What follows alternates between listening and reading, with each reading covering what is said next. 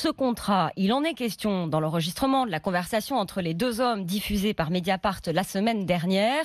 Et c'est le deuxième front. Au-delà de ce qu'ils disent, cette conversation tente à prouver que les deux hommes ont violé leur contrôle judiciaire puisqu'elle remonte à fin juillet, alors que les deux étaient déjà mis en examen pour les violences du 1er mai. Où a eu lieu cette conversation? Qui l'a enregistrée?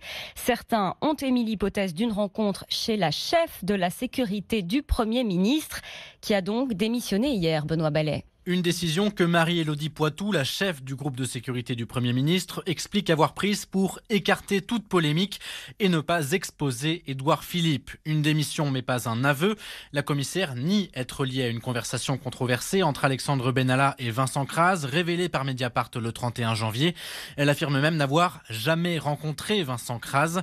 Dans une lettre datée du 1er février, envoyée par le directeur de cabinet de Matignon au procureur de la République de Paris, Marie-Élodie Poitou dit avoir rencontré Alexandre Benalla fin juillet avec son compagnon à leur domicile. Un couple qui s'invite désormais au cœur de l'affaire Benalla. Hier soir, le sergent-chef Chokri Vakrim, compagnon de Marie-Élodie Poitou, a été suspendu de ses fonctions avec effet immédiat. Une suspension à titre conservatoire décidée par le ministère des Armées en attendant que la lumière soit faite sur ces révélations.